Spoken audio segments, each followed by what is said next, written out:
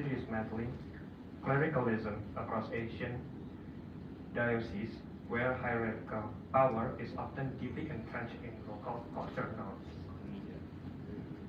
Okay, thank you. And then straight away, the second question, the last question, thank you. Please. Could you please hand over the microphone to Ms. Royan? Please mention your name and media. My name is Royan Iping. I'm from Sesawinet. I think I will speak in bahasa Please. supaya Romo sibuk. Nah, saya ingin menanyakan apakah Assembly ini akan membicarakan isu tentang korupsi? Okay.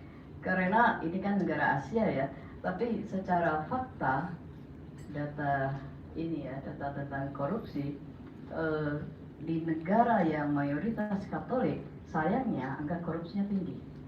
Dan kalau ya seperti Filipina gitu ya, itu juga mirip dengan Indonesia. Dan di Indonesia, di daerah yang mayoritas Katolik, itu sayang sekali kasus korupsi itu juga sangat tinggi. Dan kemiskinan itu juga menjadi masalah di situ. Nah, apakah ini akan menjadi salah satu bahan pembahasan? Terima kasih. To translate the question, will this Plenary Assembly talk or discuss about corruption or bribery? Because in the areas in Asia where Catholics are majority, corruption is high. Likewise, the poverty level is also high. So will this Plenary Assembly discuss on this matter?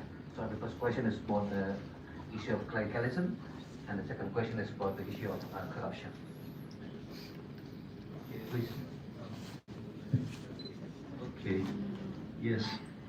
Well, how do we address the call to dismantle clericalism in the church? Well, first we have to recognize it as a problem.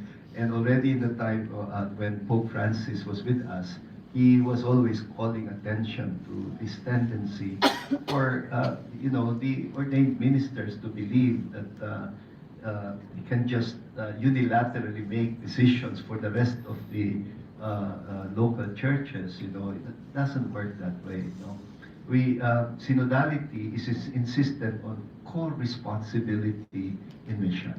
And co-responsibility in mission, of course, will reorient the ordained ministers to acknowledge also the many other gifts of the Holy Spirit bestowed especially upon the laity and the religious as well. And that co-responsibility will demand that we now learn to work together. It's not one sector lording it over another. We're not higher Christians just because we are ordained, we acknowledge that equality and dignity through baptism.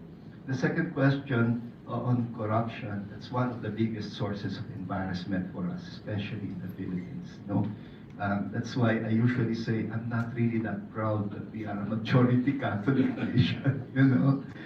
We have to understand that there is also a historical background to how Christianity became majority in the Philippines.